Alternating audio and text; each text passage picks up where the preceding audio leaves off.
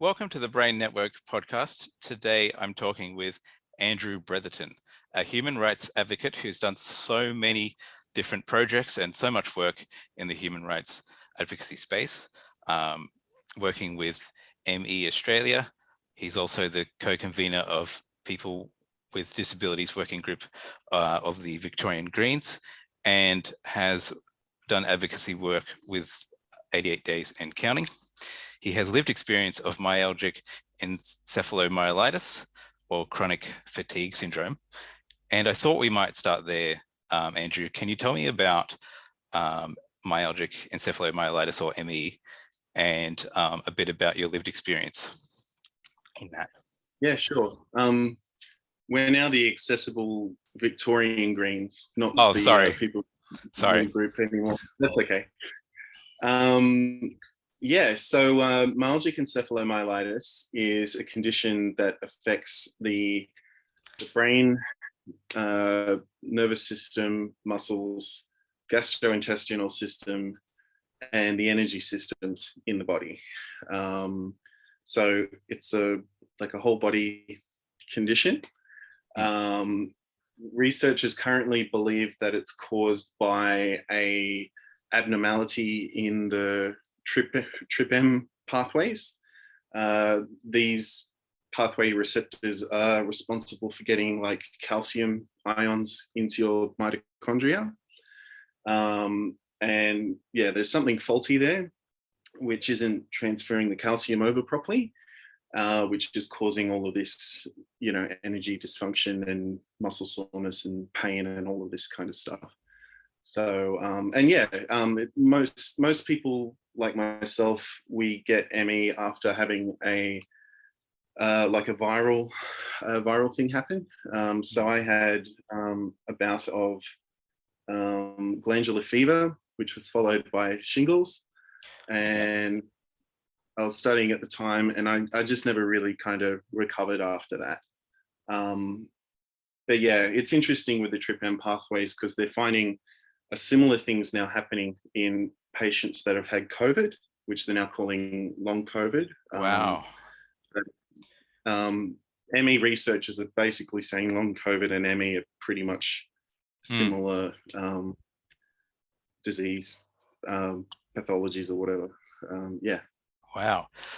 So I wanted to ask you about the ME community, but I'm interested in its relationship with long COVID. Do you think that the work that has done in sort of advocating for ME people with ME, do you think that can sort of be a bit of groundwork for getting some advocacy done for people with long COVID?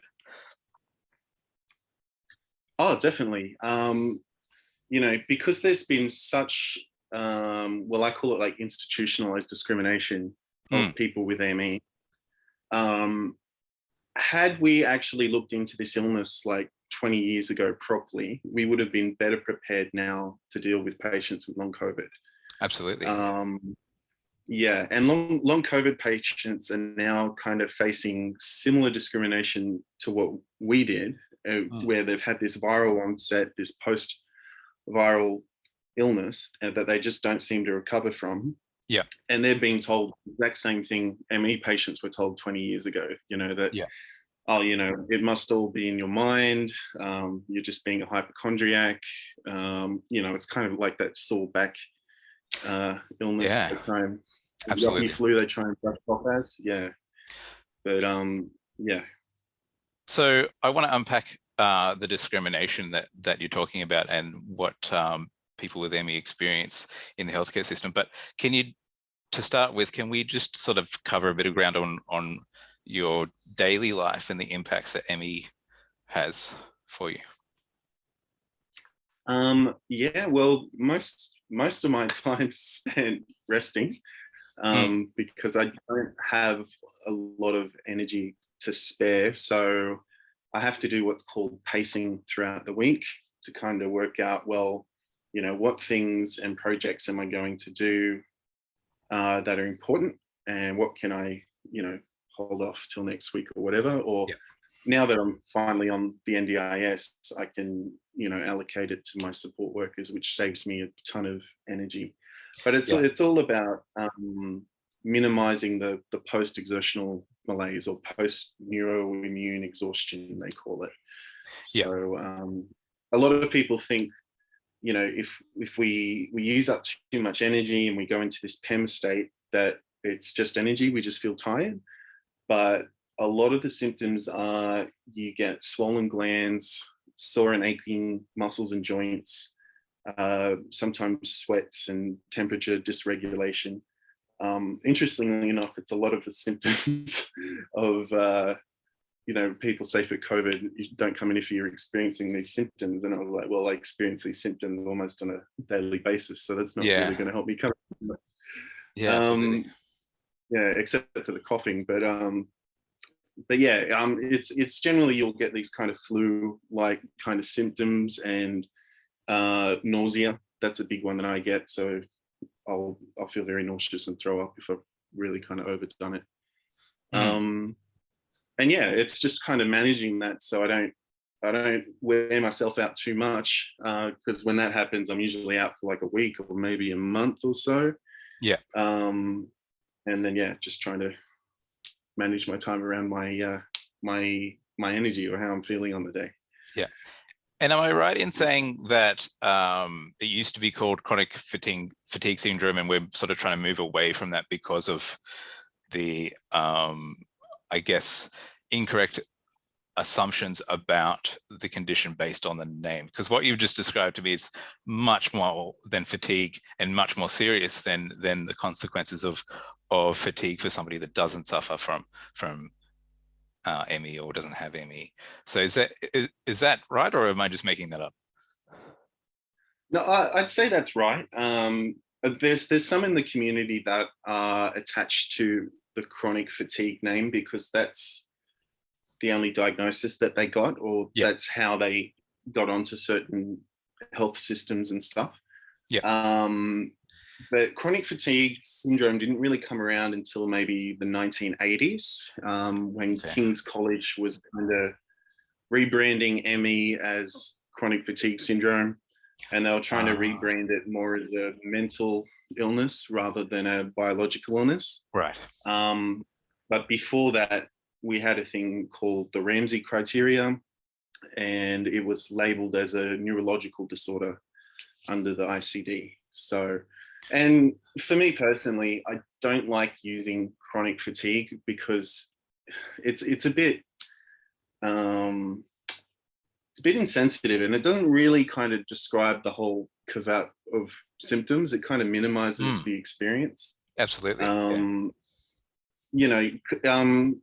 Well, it's like the Disability Resource Centre. Years ago they were called the Spastic Society, but then moved away from that because they found that was very discriminatory. So I think the same thing will happen with fatigue syndrome eventually. Because like other disabilities or other conditions, you don't just minimize it to just one symptom. Of course. That makes sense.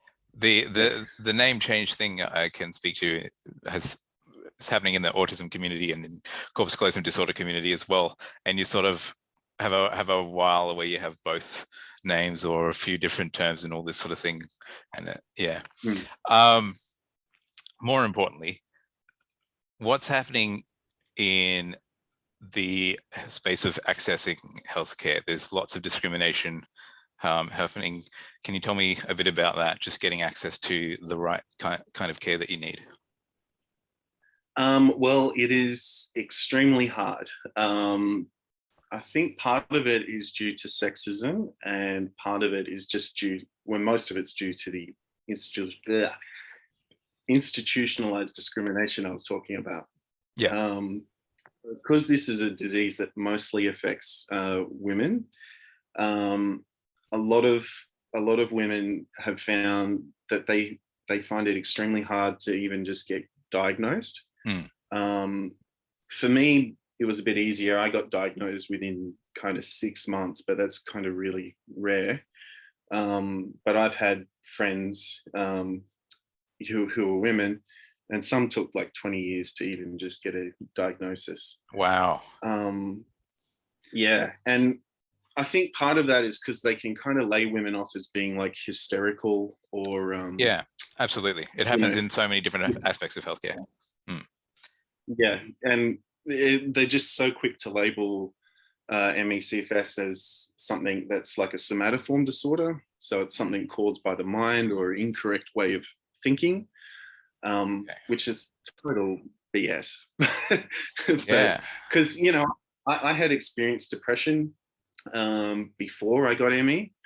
And usually to beat depression, because, you know, I was doing personal training in my sports science and psych degree, you do exercise, and that helps get your endorphins up and makes you feel better and cures the depression, right? Yeah. They're suggesting similar treatments for people with ME, but the major symptom for this is we have exercise intolerance. So people with ME are told to do some graded exercise or some cognitive behavior therapy or conversion therapy, basically, to cure their illness. But they're going out to do it, and they're making themselves worse and more disabled because of the exercise intolerance. Yeah. And this is what happened to me. I went into one of these clinics doing the GET program, and ended up to the point where I became housebound. I couldn't work, study, or do anything anymore. So that's part of it. And then the other part is because the Australian government is still going off old and outdated guidelines. They're recommending treatments that are harmful to patients, which means we can't gain access to things like DSP and NDIS. So I'm doing a thing called Call for Change Australia, which is to the Royal Commission, but through some of the freedom of information stuff we've found, the government's using guidelines from the National Health and Medical Research Council that are out of date by over 20 years. And the NHMRC still haven't updated these guidelines yet.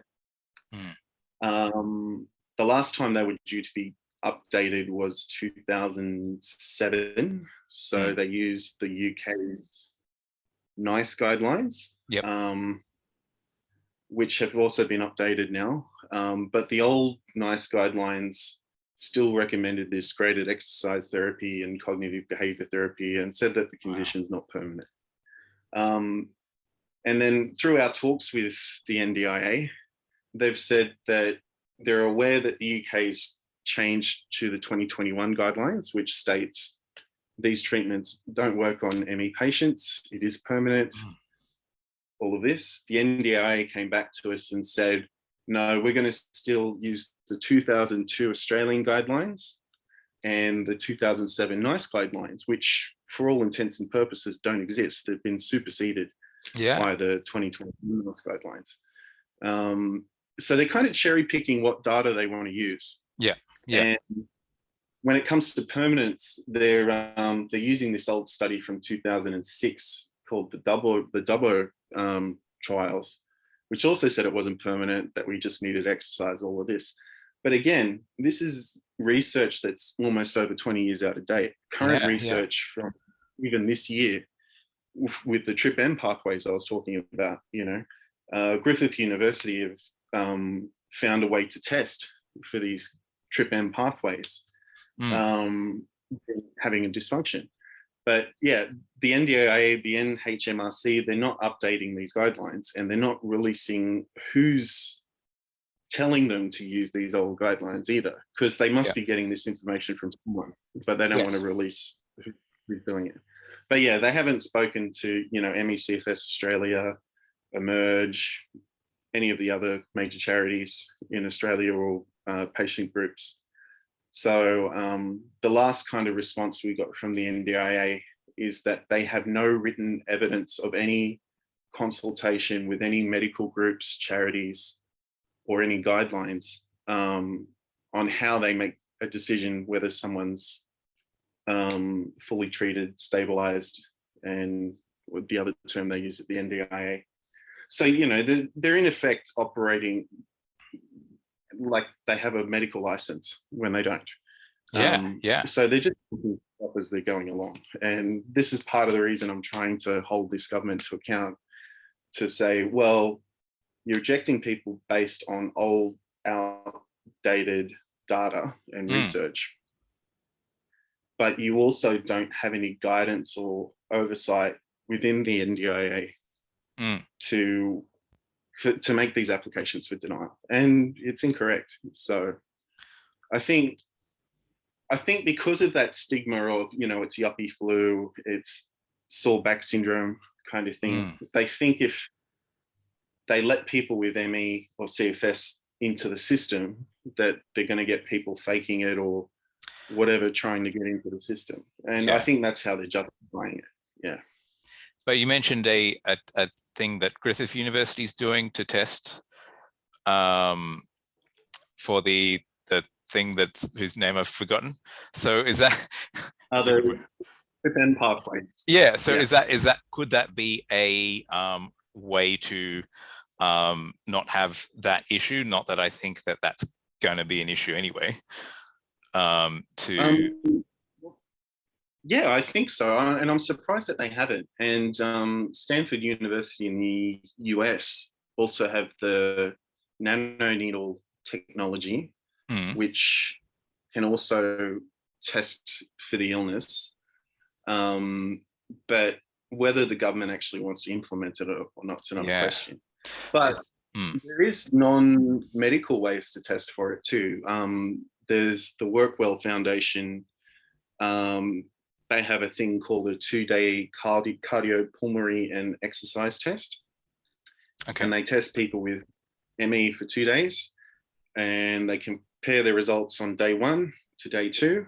And if they have the post-exertional neuroimmune exhaustion that I was talking about, you'll see that their results significantly drop on day 2, to the point where most people can't finish the test on day 2 anyway. So the government's, the 2-day CPET thing's been in place for a long time.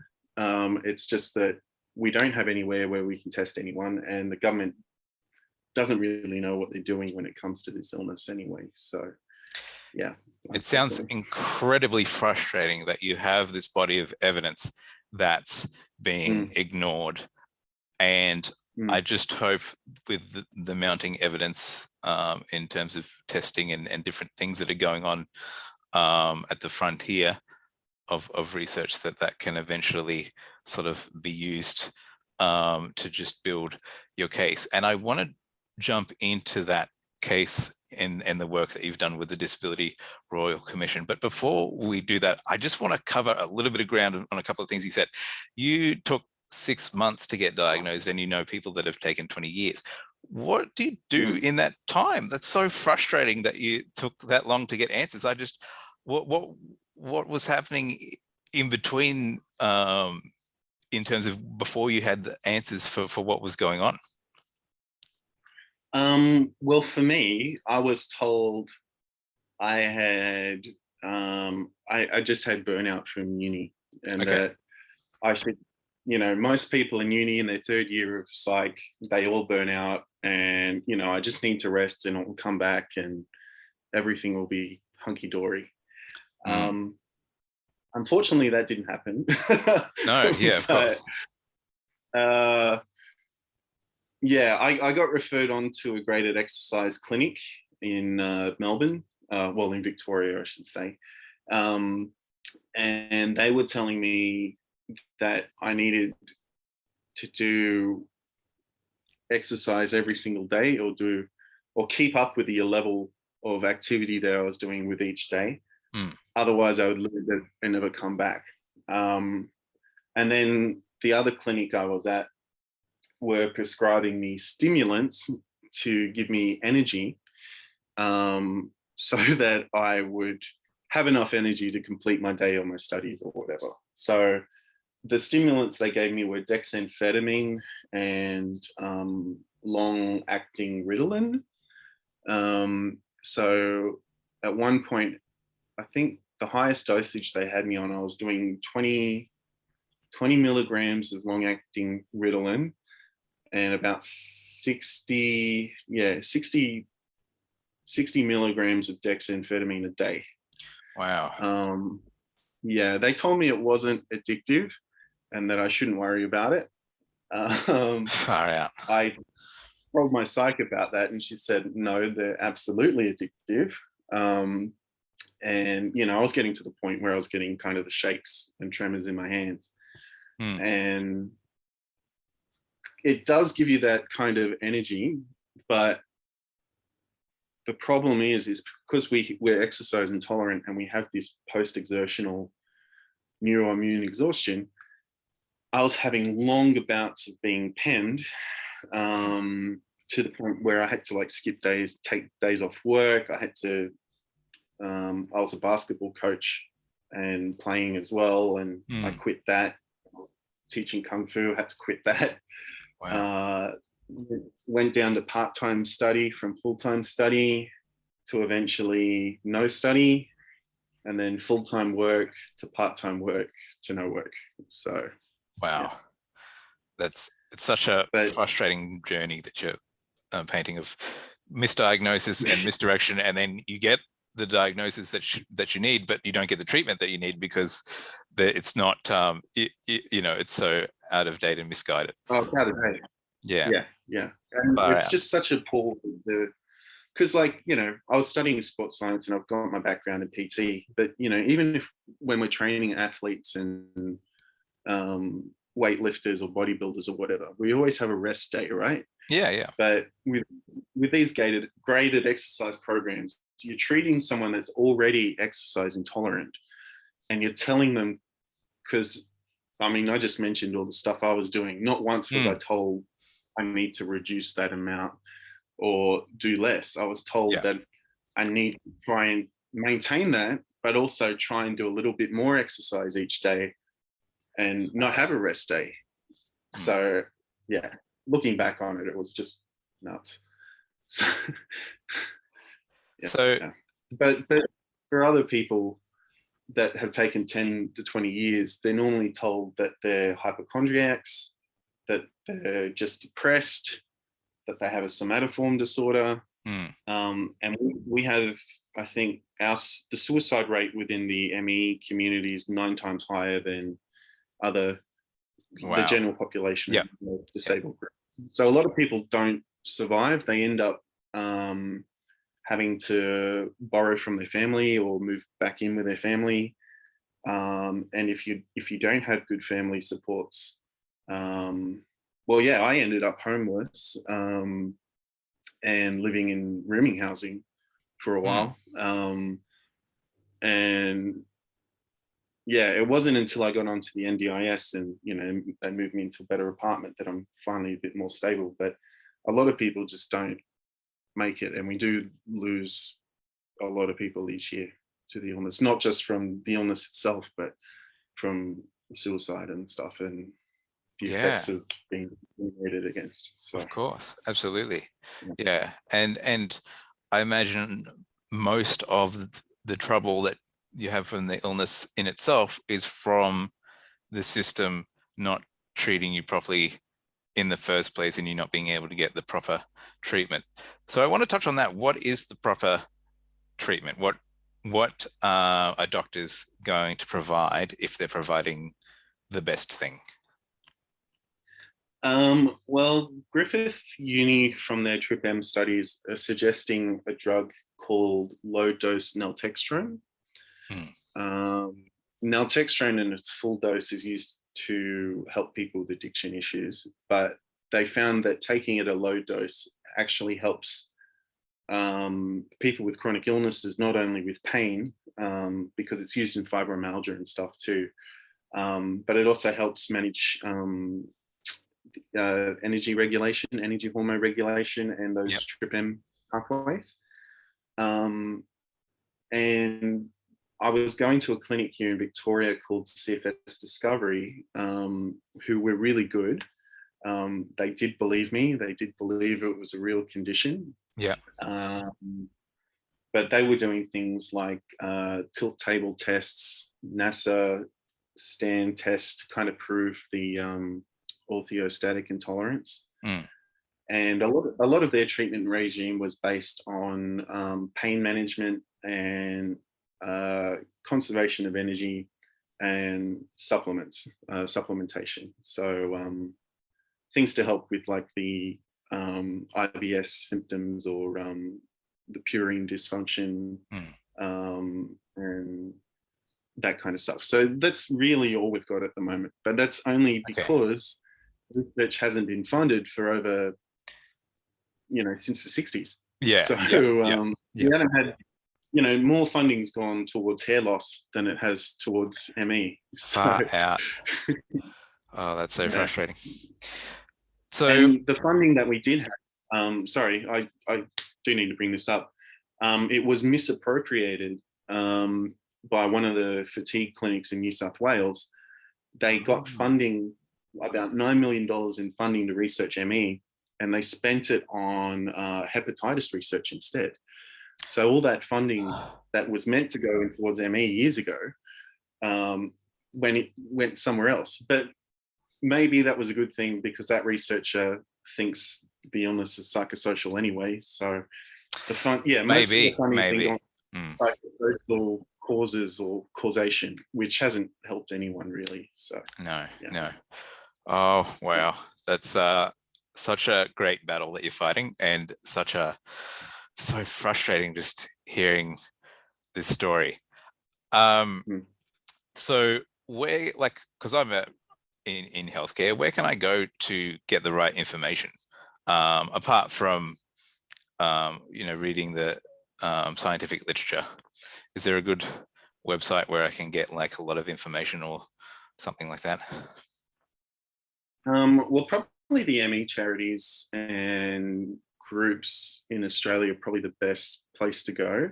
Yeah. I myself, I work with a group called Doctors with ME, and they collaborate with all the researchers and clinicians that work with patients with ME. Okay. And I've found them to be an incredibly good resource. There's also the Work Well Foundation, which I mentioned before. They're exercise physiologists that work with ME patients. Cool. And physios for ME too is another really good source. Wow. But otherwise, you've got like Mepedia, which is the ME Wikipedia page, which tells you everything you want to know about the condition.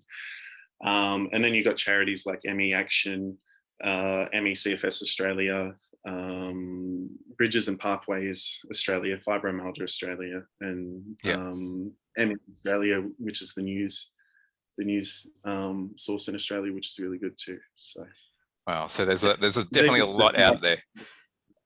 There's there ought to be no excuse for any health practitioner that's going down the wrong path and getting the information from the wrong outdated sources with all this work happening. And I just hope that the momentum that you've got going, just you keep going and we get to where we need to be. Can you tell me about your campaign for the Disability Royal Commission? So I'm running a petition on change for the Disability Royal Commission for people with ME, just because it just seems like the Disability Royal Commission isn't really looking much into people with ME or with other chronic health conditions. Okay. So Robin, who was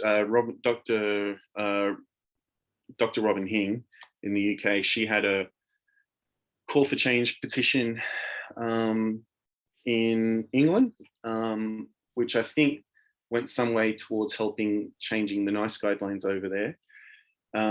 So I just kind of co-opted her call for change from England and changed it to Australian circumstances. We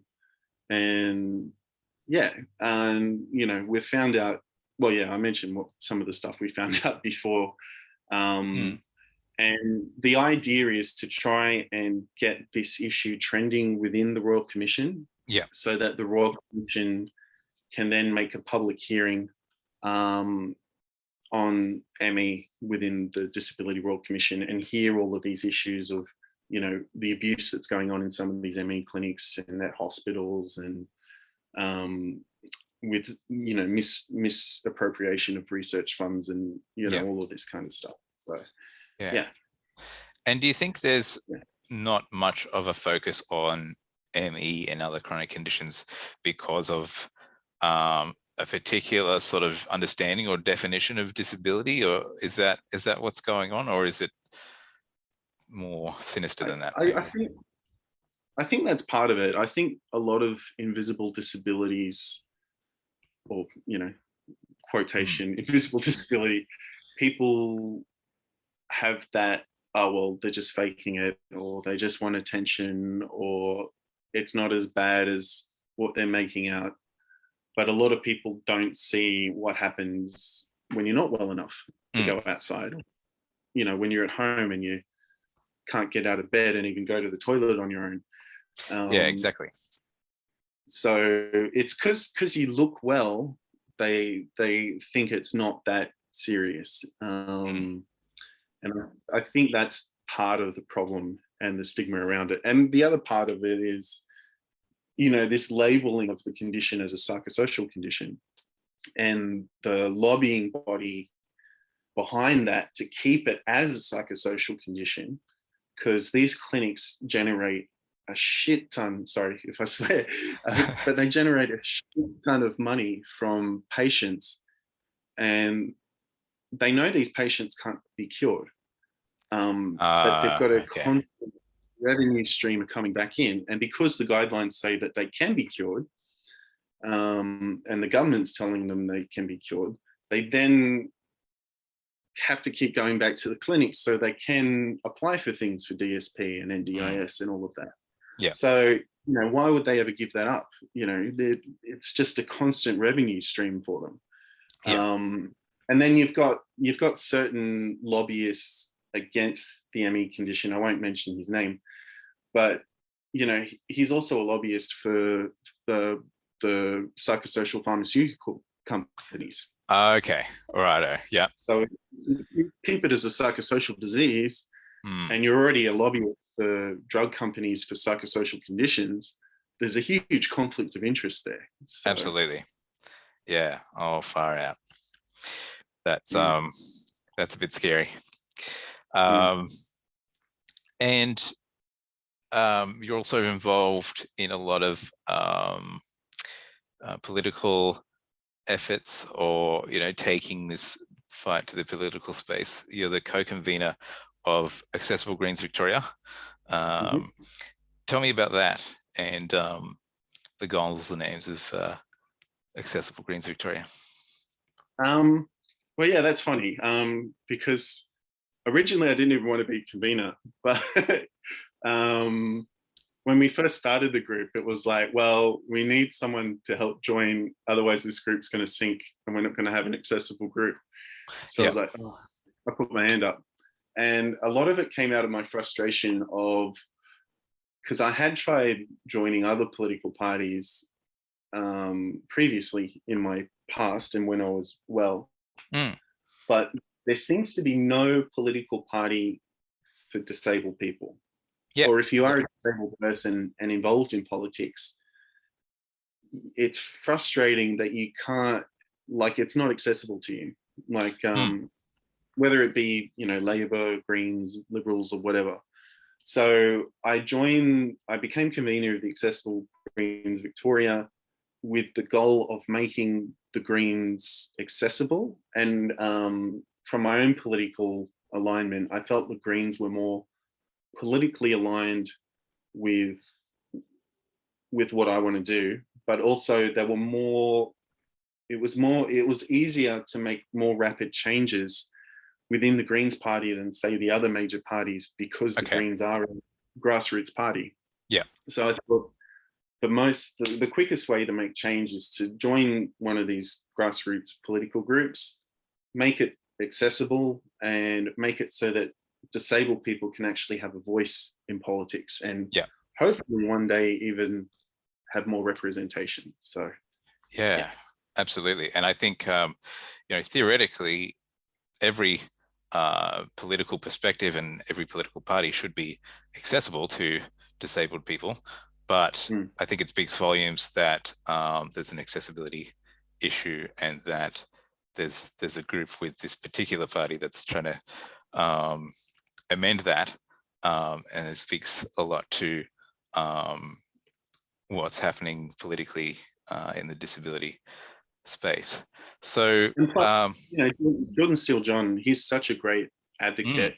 And I saw what he was able to do with the Greens in Western Australia, where he's based. Yep. So I was like, let's jump on that momentum and let's try and do the same thing for Victoria. Yeah. And possibly the other states. So yeah. Absolutely. Yeah. And can people with disabilities get involved? Is there a way for them to contribute, or just in politics in general? What would you say as a person? Do you call yourself a person with a disability? I would imagine yes. No, actually, No? I don't like person with disability because I identify as a disabled person. Oh, a disabled person. Okay. I don't think saying you're a disabled person is a dirty word. No, I don't either. I don't either. And this is kind of why I moved away from, why we voted to move away from the old name too, because in the disability sphere, there's a lot of people that don't like the term people with disability, or say with the deaf-blind community, they don't even like using the term disabled because they view themselves as deaf-blind, not of course disabled. So this was the reason we kind of moved to accessible, as it was a bit more inclusive. And it also comes from the ME community too, because we need to reiterate that this condition is a disability. It's not just a disease. It's not just depression or something, even though depression can be disabling as well. But we need more people with ME to put themselves into visible positions within the community, whether it's like political parties or media or music, whatever it is. We need to, because most of us are house and bedbound, people aren't seeing people with ME. So that stigma just keeps getting reinforced. So I think the more visibility we can do, the better. So you're a very visible disabled person who's taking political action. What would you say to other disabled people who are frustrated with the system, frustrated with healthcare, frustrated with whatever the case may be, who aren't aware of how to access political spaces and get involved? Good question. Well, if you're a Greens member, join the Accessible Victorian Greens or one of the Accessible Greens parties. But if you don't want to get involved with a political party, I think a good space to start is Jordan's Accessible Australia page. Okay. Or you've got groups like People with Disability Australia or Disability Resource Centre here in Victoria. I'm not sure what the other groups are in New South Wales and Queensland, but there are a few disability groups, and just, making yourself visible and present in those spaces. And, making sure your voice is heard. And I think this comes from, we need to start reframing disability from being a health issue to a civil rights issue. Yes. Because if we told someone of another skin color, you can't come into this building, or we made it so that they couldn't come into a building or participate in an activity, they would be sued under the Discrimination Act. If you're in a wheelchair and you can't access a building with your doctor in it, you're told, oh, well, sorry, go see another doctor. That's not good enough. Or in Victoria, with our tram network, we're told, oh, well, get a train or, get a taxi or something like that. And it's like, well, no, public transport should be accessible for everyone. So. Wow, I didn't know the trams aren't accessible. I didn't know that. we have a couple of accessible trams, but the funny thing is even though, well, for example, I've got a tram stop near me, right? I can wheel my power wheelchair down to the tram stop, wait for the accessible tram, but when the accessible tram gets there, the platform's 3 feet off the ground Yeah. of the tram. So I can't even wheel onto the tram anyway. And then the other trams in Melbourne, they all have steps. So Wow, I didn't know that. yeah, That's because Melbourne is like the place with the trams. Like as a person who's not from Melbourne, so to think that like, because I don't know, buses and trains are accessible and they might not be as accessible as they could be, but like, this is how ridiculous it is, right? I went to get a train to an event and they cancelled the trains because they were doing roadworks. Okay, fair enough. So I waited for the bus. Bus got there, and the bus is a coach. Coaches have steps. How am I meant to get my bloody wheelchair onto the coach? Far out. So, even what they replace the trains with, and Melbourne constantly does this. They replace all the buses with coaches. Yeah. And this isn't helping anyone, So, yeah. Yeah, I was going to say that, trains and buses got it right, so why can't trams? But clearly buses and trains have not got that right either. So there you go. On that terrible note, I want to turn the conversation a little bit to your other work that you do. Can you tell me about 88 Days and Counting and what's happening in that space? Oh, okay. So I do advocacy for temporary migrant workers in Australia, sometimes called backpackers. And I work to make sure that they get paid a fair day's pay for a fair day's work.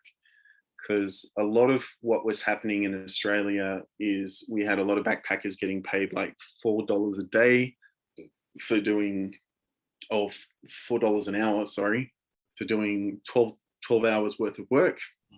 Yeah. And there was a lot of that. There was a lot of like sexual harassment, murder, assaults, sexual assaults, everything. It's almost like two different worlds. Because I grew up in the Hunter Valley region, and I've got family that pick grapes and friends that pick grapes, and some of my uncles, they train horses and stuff. And then when I heard, because my girlfriend at the time was doing her working holiday visa, some of the rates they were paying her, I was like, oh mate, this isn't right. This isn't even, a livable wage compared to, what we're getting out in the Hunter Valley. So so I kind of started from that, and 88 Days kind of branched off a lot from a woman called Rosie Ayliffe's work. And her daughter had died in a hostel doing her 88 days scheme. And I kind of saw some of the responses Rosie was getting when she was trying to improve conditions or find out the conditions that her daughter was working under before she was murdered. And a lot of the kind of online bullying and harassment she was getting from some of these farming groups and random individuals. I was like, well, why isn't anyone in Australia really helping her on this? This is something all Australians should be concerned about. And, we should be trying and working towards moving modern slavery from our supply chains. Absolutely. I kind of got involved that way. And, my girlfriend was getting exploited at the time. And that's how I met up with Rosie and started helping her with her work. Yeah. So, it's I think like from my perspective as someone that's primarily interested in health inequity and disability, like we can't silo advocacy efforts because at some point they intermingle. Like we need workers' rights, we need industrial relations, to have, solid foundations. And we need, feminism, and we need to combat racism and stuff, because all of these issues, all of these communities intersect with each other. So I am very much sort of interested in what's happening in that space in its own right, but also for its intersection. Yeah. It's interesting you mentioned that, because in the working holiday visa inquiry recently during the COVID thing, they were suffering from not having enough people to pick fruit. So the working holiday visa inquiry was established, and some of the solutions they had came up with was, one of them was to get people on job seeker and job keeper and DSP to do the work through the dole. Yeah. And I thought, these places can't even look after bloody able-bodied people. Yeah. How are they going to look after people with disabilities or psychosocial problems or these other problems? And then you've got the issue of, okay, cool, you're going to force them to do work for the dole. How are they going to get out to these rural areas and afford it and come back? And some of the programs they set up knowing that it would fail, and knowing that people wouldn't even Australians wouldn't be able to fulfill the requirements. Yeah. So they do this so that they can fall back and say, oh, well, no Australians want to do the work, or we can't get anyone in to do the work, which is a total fallacy. Australians are happy to do farm work. They just don't want to be ripped off. Yeah. Regional areas have the highest levels of unemployment as well. And one of the biggest employers in regional areas is the agricultural industry. Yeah. But since the introduction of this working holiday visa, we've had people in rural communities either having to move away to find work or moving into other industries. And this is what happened with my family to some extent too, because they moved into mining, because there was just so much more money in mining. Yeah. Compared to agriculture. So some of the work I worked on was this year was to establish a floor rate within the piece rate. So this kind of removed the loophole farmers could use to legally underpay their workers. So I think within 6 months' time, every farm worker on a piece rate will have to be paid minimum wage first, and then their piece rate on top.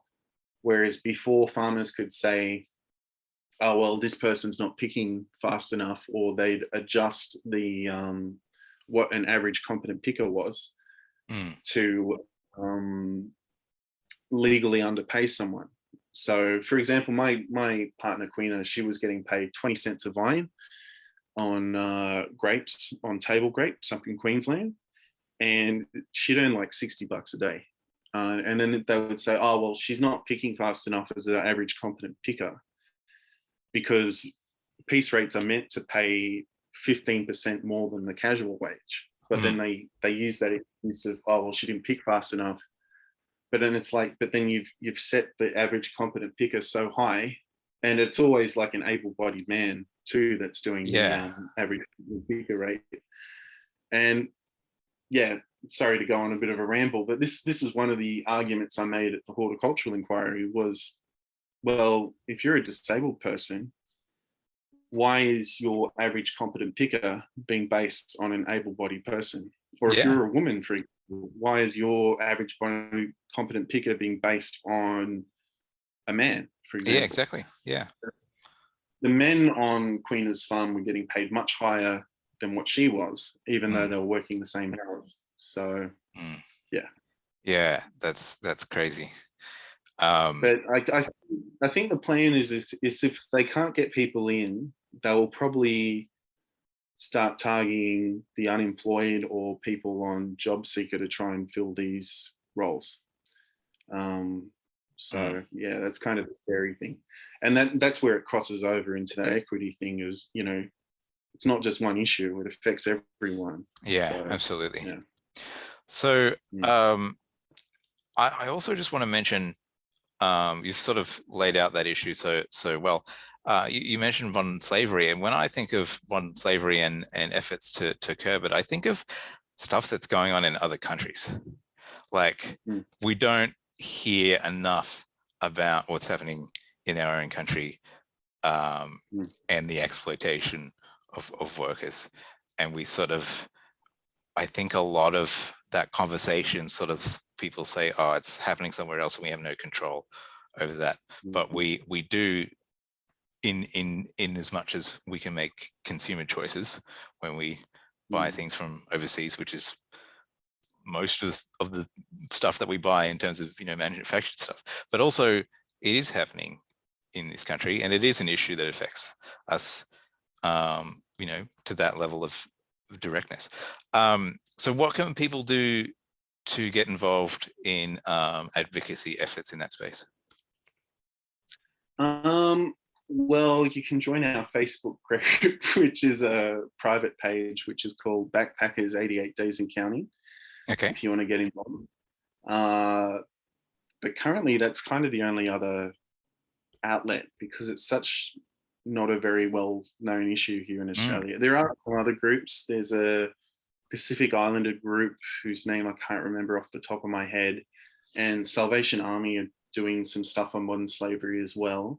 But yeah, we're just really, really grassroots, and we kind of need to get more involved in CASA services and councils to kind of highlight this issue and give support to these people. Because we've got to remember, this is being flouted as a tourist visa of come and experience Australia. And this is the experience. Like, we have a Frenchman who's of African descent come out, and he was doing, working in slave-like conditions like his ancestors might have done. And he was trying to getting away from the racism in France. And we're selling this as even Rosie's daughter, she's of Jamaican and Chinese descent, and her cultural experience in the working holiday visa was to go and chop and pick sugarcane up in Queensland. Like, what's that say about Australia?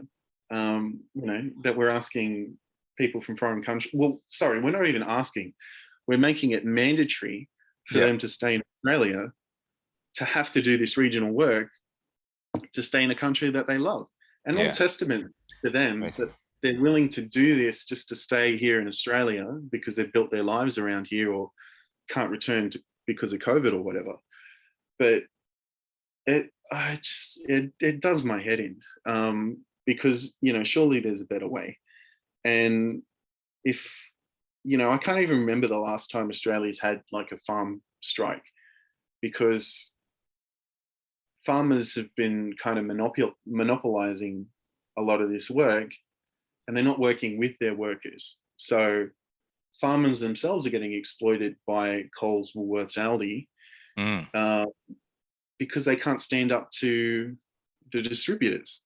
And it's the only industry where the distributor sets the rate to the supplier. The farm should be setting the rate that these companies are buying off, but we've set it up in a way that the farmers are getting exploited, and then they can't compete with the big guys because the big guys are doing the same thing with underpaying their workers. So it's still just getting stuck in the cycle. The government's not doing anything. So Wow. Well, thank you for sort of outlining that whole thing. I just want to bring it home. Do you have any sort of... There is another way you can help. We are making a documentary called 88 Days a Slave, which I might share the link with you. But any links I'll put in the description so that people can get involved in stuff, get more information about everything that we've talked about, all of that. So I'll put a link in there. but yeah, if people are willing to donate to the film, that should help us get some more traction and highlight the issue more in Australia. And also participating with, because I just got involved with Fair Work Australia just by signing up to the inquiry, because they update the awards every 4 years. And speaking at things like, we also spoke at the inquiry to establish a Modern Slavery Act back in 2016 or 15 or whatever. Yeah. And we got that passed too, but it was a very watered down amendment, but we need to really kind of press and strengthen that more so that, you know, people are actually punished. Yeah. Did we cover everything? Because you do so much, you're involved in so much. Well, I could talk about all these issues for like all day. Yeah. It was a bit of a whirlwind tour. The slavery stuff, there's just so, like, there's stuff I haven't even mentioned there, you know. Yeah, like even with when we established the Modern Slavery Act, you know, businesses only have to report if they're only earning over $1 million a year, you know. Oh wow. Okay. What family farms are earning over $1 million a year? Yeah. Or even with Coles and Woolworths, you just get a labor hire company and say, oh no, they were hired through the labor hire company. They're not earning over $1 million a year, so, you know, you can't audit us. So yeah, it's just ridiculous. Yeah, so much work to be done in that space. Any just to close up, words of wisdom for people trapped in a crappy working situation? Any words of wisdom for people going through ME or any other disability that they can't get the healthcare that they need? Any words of wisdom for healthcare practitioners who are trying to help these people? I think I'll start with the health practitioners, because I think the main thing we need is to be believed. Yep.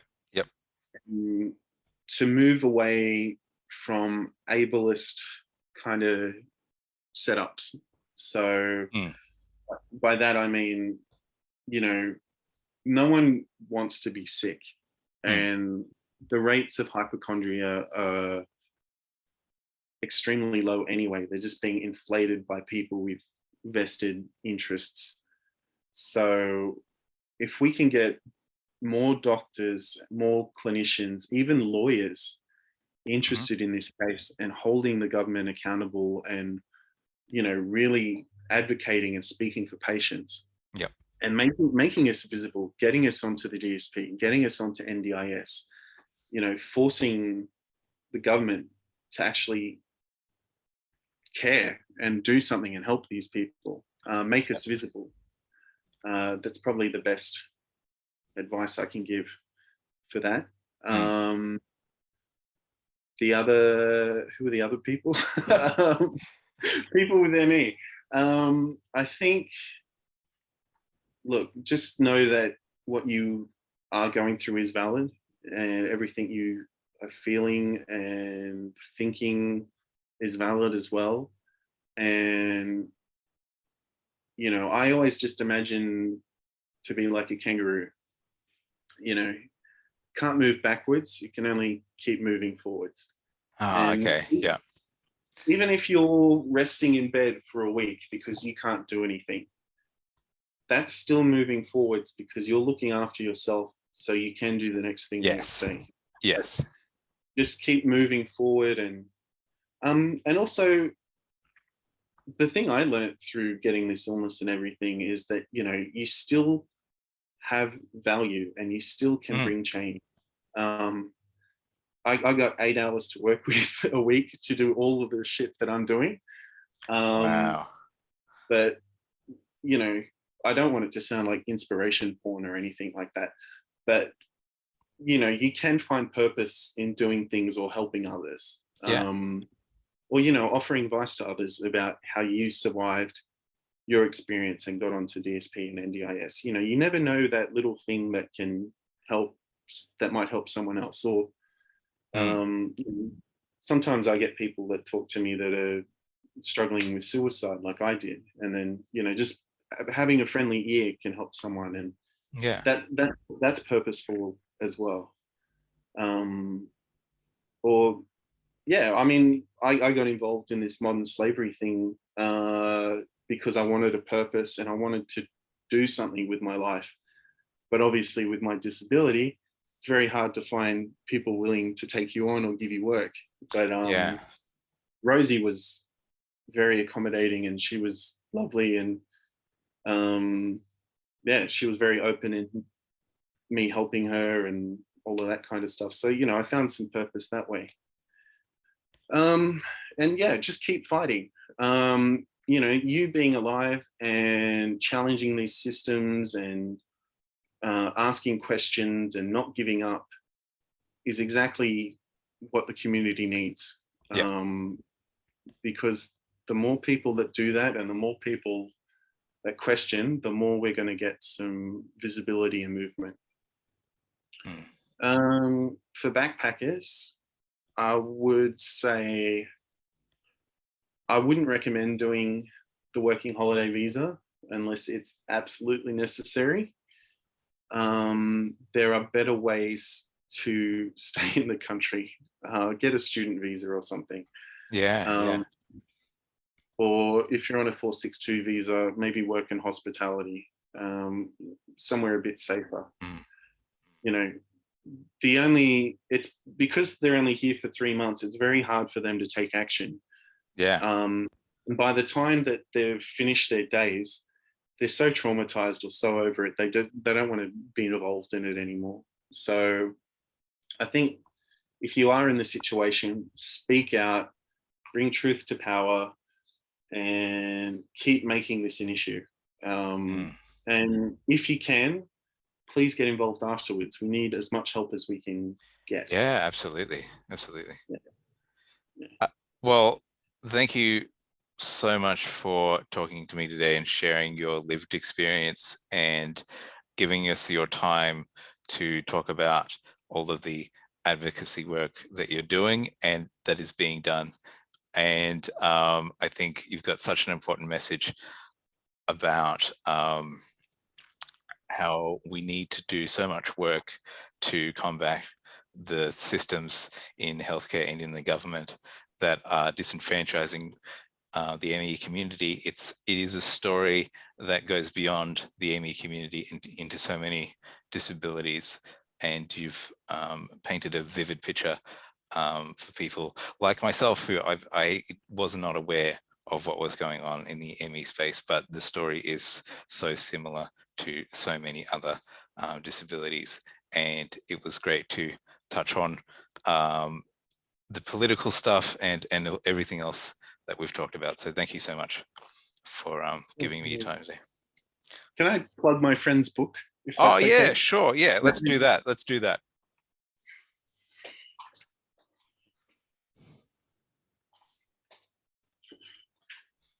So this is Far From Home. My friend Rosie wrote this about her experiences. It's kind of like the first 5 years of our kind of campaign. Okay. Like right just before we do the Modern Slavery Act. But yeah, you can buy it from BW, Kmart or something. I think it's like $10 or something now. But awesome. I'll check it out. And it's just about like the sort of the backstory, the initial part of the work that you've done in that space. Is that right? Or yeah, well, it's mainly from Rosie's perspective. Yeah. But it's called Far From Home, a true story of death, loss, and a mother's courage. And it's about her and her raising of Mia, and then when Mia gets to Australia, and then Rosie finding out all of these issues happening within the agricultural system in Australia after she went to retrieve Mia's body here. Yeah. So yeah, it's like part expose, part biographical. But yeah, definitely check it out. And check out the 88 Days a Slave website, which is the movie we're hopefully releasing soon. Awesome. But yeah, if you can donate to that will help us heaps. So. I'll put links for that, all of that stuff in the description, and I'll have to have you on in like, I don't know, 6 months, a year's time to see how everything's going and all that sort of stuff in all of these efforts if you're down for that, because I'd love to see how all of this goes and watch this movement grow. Well, yeah, we got misquoted by David Littleproud recently, so that was pretty funny. Oh, far out. Yeah, he was blaming the AWU for talking to consulates about the agricultural visa and the working holiday visa scheme, and bagging it or whatever. But that wasn't the AWU, that was us. So Oh, that's so frustrating. That's so frustrating. yeah, so that's all right. Okay. All right. I wish I Well, had the AWU's funding. That would be nice, though. But yeah, exactly. And that's such an unfortunate thing for like a small group to get, you know, taken for a big group. You need yeah, if he's going to all the help yell you can and get. Yeah. Needs to be the room. ostracize the right group. Yeah. So, Oh, far out. That's frustrating. Well, thank you so much for coming on, and let's do this again sometime. cool.